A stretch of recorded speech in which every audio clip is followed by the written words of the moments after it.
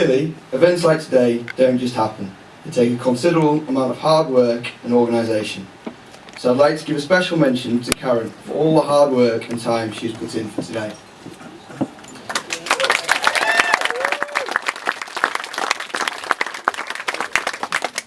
For those of you that know Karen will know she's probably the most organised person you've come across, and she loves to help when she can.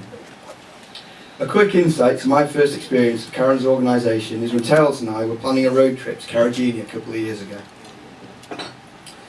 Before we could plan our route out, Karen had put one together and packed the pickup, and it was full.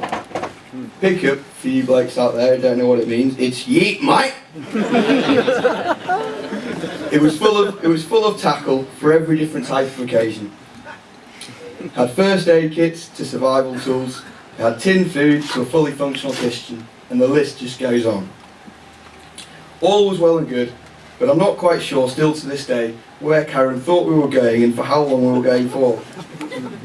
But I can definitely say we were definitely covered for the next 2 years living wild in the bush. So cheers, Karen. So with this in mind, you can probably imagine the time, effort, detail that she's taken in organising this incredible day for us all to enjoy. Tails and I would have been screwed without you.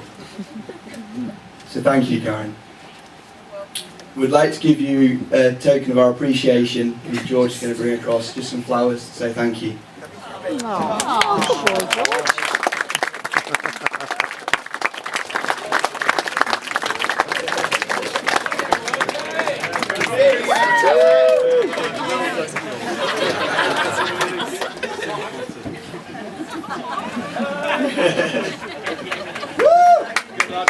Thank you.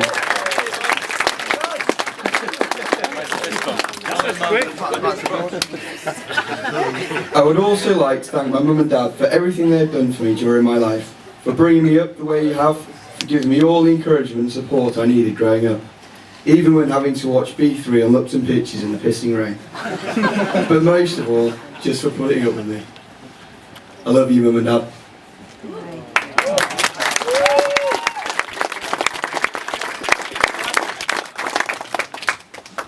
And now to the most important person of the day, Tails. I'm sure you all agree she looks absolutely stunning today, and I couldn't be luckier. I knew from the moment I met you at CBH, you were the girl for me. I guess you just know when you know, hey? We've been through so much already, and I just can't wait to see what the future holds for us. Tails, you are the most loving, kind-hearted woman a man could ever hope to meet. And you've been such a good influence on me. I generally feel I've become a better person for knowing you, and I'll become a better person for marrying you. So, Tails, if you think how good I am now, just think how bloody good I'm going to be in a couple of years.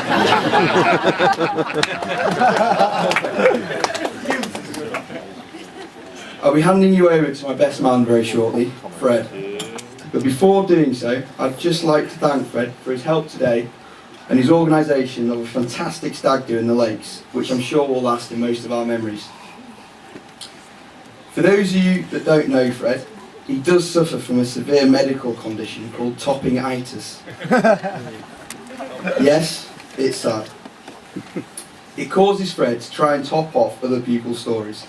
Fred ends up adding additional material to his stories to make them sound a lot better and top the one previously just told.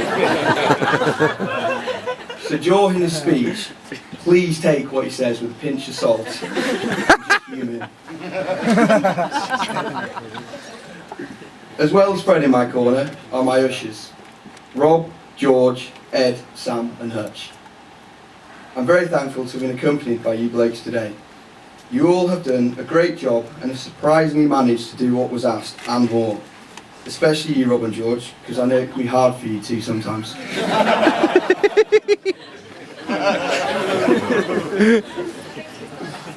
Finally, I turn my attention to the bridesmaids, who I must say look outstanding today.